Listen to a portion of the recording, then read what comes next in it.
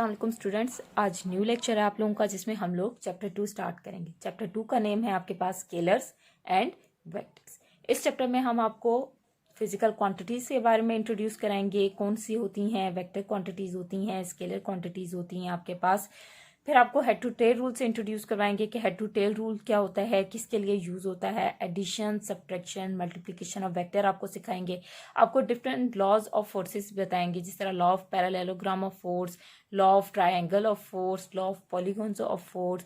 आपको फिर वेक्टर को रिजॉल्व करना सिखाएंगे, जिसे हम लोग कहते हैं रेजोल्यूशन ऑफ वेक्टर। इस चैप्टर में आप लोग बहुत सारी न्यू चीजें सीखेंगे। स्टार्ट करते हैं चैप्टर विद आर्टिकल 2.1 जो कि फिजिकल क्वांटिटी है आपके पास। फिजिकल क्वांटिटीज हर उस क्वांटिटी को कहते हैं जो कि मेजर हो सकती है। All measurable quantities are called the physical quantities. हर वो क्वांटिटी जिसे हम लोग मेजर कर सकते हैं, नाप तोल सकते हैं, जिसकी हम क्वांटिटी बता सकते हैं, उसे हम लोग फिजिकल क्वांटिटी कहते हैं। फिजिकल क्वांटिटी फर्दर आगे दो टाइप में डिवाइड होती है, एक स्केलर और एक वेक्टर क्वांटिटी होती है। स्केलर को डिस्क्राइब करते हैं। स्केलर वो क्वांटिटी होती है जो कि एक्सप्रेस्ड होती है, स्पेसिफाई होती है सिर्फ और सिर्फ इसके मैग्नीट्यूड और सूटेबल यूनिट्स के साथ। यानी कि अगर हम लोग स्केलर क्वांटिटी को डिफाइन करें तो ये वो क्वांटिटी हैं जो कि कम्प्लीटली स्पेसिफाई होती हैं, रिप्रेजेंट होती हैं, बताई जाती हैं अपने मैग्नीट्यूड और सूटेबल यूनिट्स के साथ। They can be added, subtracted, multiplied, divided by ordinary mathematical rule. ये वो क्वांटिटी होती हैं जिनको हम लोग ऐड, सब्ट्रैक्ट, मल्टीप्लाई, डिवाइड कर लेते हैं, ऑर्डिनरी रूल्स के साथ कर लेते हैं। जिस तरह हमारे पास मैथ में हम लोग पढ़ते हैं, एडिशन के लिए प्लस करते हैं, सब्ट्रैक्शन के लिए माइनस करते हैं, मल्टीप्लाई के लिए मल्टीप्लाई का साइन यूज करते हैं। इसके एग्जाम्पल हैं स्केलर क्वांटिटी की के mass, distance, volume etcetera. Mass की आपको एग्जाम्पल देती हूँ कि हाँ, मैंने 2 kg मैस लिखा हुआ है। 2 इसका मैग्नीट्यूड है, kg इसकी यूनिट है। 2 kg में मैस फुल का फुल रिप्रेजेंट हो गया। इसमें इसको मैस को रिप्रेजेंट करने के लिए और तीसरी किसी चीज की जरूरत नहीं। डिस्टेंस 2 मीटर मैंने डिस्टेंस कवर की है, मैं एग्जांपल लेती हूँ। तो 2 क्या है, मेरा मैग्नीट्यूड है, न्यूमेरिक वैल्यू है मेरे पास, m क्या है मेरे पास, यूनिट है। तो देखें डिस्टेंस भी 2 मीटर मैंने बोला है तो कंप्लीटली डिस्क्राइब हो गया है कि मुझे किसी और चीज की जरूरत नहीं है इसको डिस्क्राइब करने के लिए। वॉल्यूम 10 सेंटीमीटर क्यूब हमारे पास वॉल्यूम है, जिसमें से 10 मैंने मैग्नीट्यूड है हमारे पास, और सेंटीमीटर क्यूब क्या है हमारे पास यूनिट है। तो स्केलर क्वांटिटीज वो क्वांटिटीज होती हैं जो जिनको हम लोग डिस्क्राइब करते हैं उनके मैग्नीट्यूड और सूटेबल यूनिट्स के साथ, जिनकी डिस्क्रिप्शन के लिए हमें तीसरी किसी चीज की जरूरत नहीं होती। लेकिन हमारे पास वेक्टर क्वांटिटीज आती हैं। फिर वेक्टर क्वांटिटीज वो क्वांटिटीज होती हैं जिनको डिस्क्राइब करने के लिए मैग्नीट्यूड भी जरूरी होता है, जिन्हें डिस्क्राइब करने के लिए साथ साथ सूटेबल यूनिट भी जरूरी होती है, और सबसे ज्यादा जरूरी जो चीज होती है वेक्टर में वो डायरेक्शन होती है। यानी कि वेक्टर्स को 3 चीजें मिल के रिप्रेजेंट करती हैं, मैग्नीट्यूड, सूटेबल यूनिट और डायरेक्शन। अगर किसी चीज की डायरेक्शन नहीं है हमारे पास तो वो वेक्टर क्वांटिटी भी नहीं है। वेक्टर क्वांटिटी है ही जो डिपेंड करती है वो होती है मैग्नीट्यूड और डायरेक्शन के ऊपर। तो आपके पास डेफिनेशन है proper physical quantities that can be completely specified by there magnitude, suitable units and direction is known as the vector quantity. They cannot be added, subtracted, multiplied and divided by ordinary mathematical rule. इसका मतलब ये है कि हम इन vectors को ordinary तरीके से ना प्लस कर सकते हैं, ना सब्ट्रैक्ट कर सकते हैं, ना मल्टीप्लाई कर सकते हैं। जिस तरह हम सिंपली प्लस के लिए, एडिशन के लिए क्या करते हैं, 2 क्वांटिटीज को प्लस कर देते हैं, सब्ट्रैक्शन के लिए माइनस कर देते हैं, मल्टीप्लाई के लिए दरमियान में मल्टीप्लाई का साइन लगा देते हैं, मल्टीप्लाई कर देते हैं। वेक्टर क्वांटिटीज ऑर्डिनरी तरीके से ना ऐड होती हैं, ना सब्ट्रैक्ट होती हैं, ना मल्टीप्लाई होती हैं। इन्हें ऐड करने के लिए डिफरेंट तरीके यूज किए जाते हैं, डिफरेंट लॉज, रूल्स यूज होते हैं। ठीक है, तो वो हम लोग आगे पढ़ेंगे, आपके साथ साथ आगे आते रहेंगे, आपको बताते रहेंगे कि कौन कौन से तरीके हैं जो हम लोग एडिशन के लिए, सब्ट्रैक्शन के लिए, मल्टीप्लिकेशन के लिए यूज करते हैं। वेक्टर के लिए मोस्टली एडिशन के लिए head to tail rule use करते हैं, मल्टीप्लिकेशन के लिए हम लोग cross product, scalar products use करते हैं। इसे आपको इंट्रोड्यूस कराएंगे आगे। Representation of vector. अब वेक्टर इसकी एग्जाम्पल देते हैं। पहले एग्जाम्पल है डिस्प्लेसमेंट, फोर्स और टॉर्क।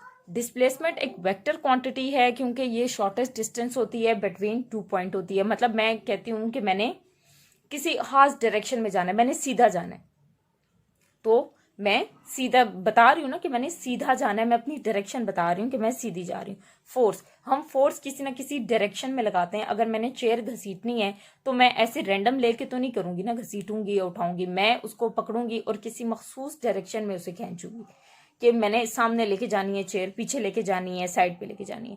ठीक है, तो टॉर्क भी इसी तरह, टॉर्क टर्निंग इफेक्ट होता है और फोर्सेस होती है टॉर्क। तो टॉर्क को मैं किसी खास डायरेक्शन में किसी चीज को टर्न करूंगी तो वो टॉर्क होगा कि मैंने किसी से स्पेसिफिक डायरेक्शन में टर्न किया है। तो ये टॉर्क वगैरह ये सारी हमारे पास वेक्टर क्वांटिटीज होती हैं, जो कि मैग्नीट्यूड भी जिनका होता है, जिनके पास सुटेबल यूनिट भी होती है, एज वेल एज डायरेक्शन भी होती है।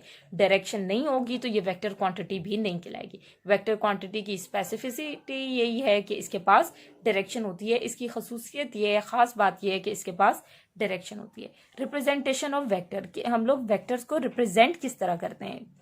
वेक्टर को रिप्रेजेंट करते हैं हम लोग बोल्ड लेटर से, बोल्ड कर देते हैं किसी भी लेटर को और कैपिटल लेटर्स में करते हैं। इनको कोई भी कैपिटल लेटर को हम लोग बोल्ड कर दें या उसके ऊपर हम लोग एरो लगा दें, arrow line with arrow head लगा दें, या उसके ऊपर लाइन लगा दें या उसके नीचे लाइन लगा दें, तो आपके पास ये लिखा हुआ भी है, vector is represented by a bold force type letter, यानी कि bold force type letter, bold letter, और बाय पुटिंग एन एरो और a bar above and below the letter, यानी कि अब लेटर के ऊपर या नीचे हम लोग बार लगा देते हैं या लेटर के ऊपर हम लोग एरो लगा देते हैं।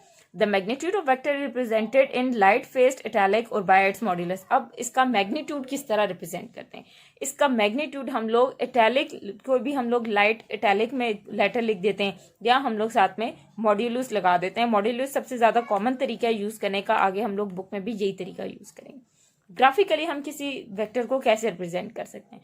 Graphically a vector is represented bye an arrow of certain length, यानी कि हम लोग ग्राफिकली एक वेक्टर को एक एरो से रिप्रेजेंट करते हैं, ऑफ सर्टेन लेंथ, किसी भी खास किस्म की लेंथ से। ठीक है, एक लेंथ होती है, कोई ये देखें ये इतनी यहाँ पर इसकी लेंथ है, लंबाई है, और साथ में इसके ऊपर क्या है, एक एरो है, एरो हेड है।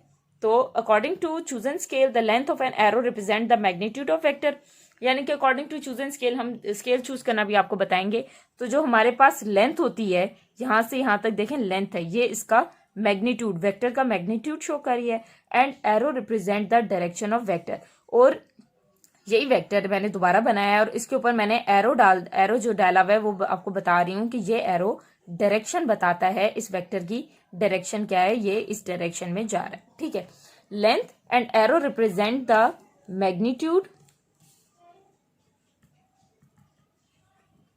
एंड डायरेक्शन ऑफ वेक्टर, यानी कि लेंथ मैग्नीट्यूड बताती है और एरो डायरेक्शन बताता है वेक्टर का।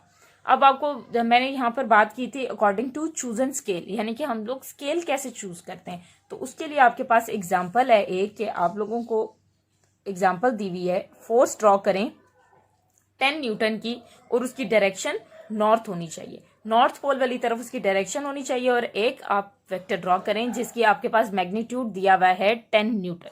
अब 10 न्यूटन आप किस ग्राफ के ऊपर, किसी पेपर के ऊपर कैसे बनाएंगे, तो हम लोगों ने उसके लिए एक स्केल ले ली है। ठीक है, हमने 5 न्यूटन को इक्वल टू 1 सेंटीमीटर ले लिया है, तो 5 इंटू 2 10, तो 10 न्यूटन जो होगा हमारे पास वो 2 सेंटीमीटर स्केल से शो करेंगे।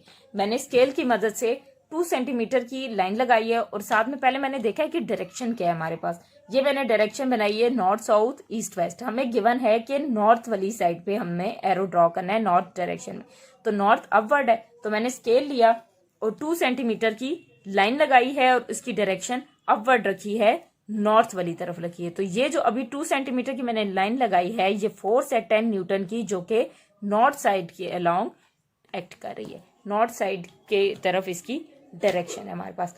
तो ये हमारा था रिप्रेजेंटेशन ऑफ वेक्टर। आज हम लोगों ने फिजिकल क्वांटिटीज के बारे में पढ़ा है कि कौन कौन सी होती हैं, उसकी आगे फर्दर टाइप पढ़ी है, scalar quantity and vector quantity. Vector quantity को हम लोगों ने आगे फर्दर थोड़ा सा डिस्क्राइब किया है कि वेक्टर्स जो हैं रिप्रेजेंट किस तरह होते हैं और ग्राफिकली हम इसे कैसे रिप्रेजेंट कर सकते हैं और लिखते कैसे हैं अपने पास थ्योरी में।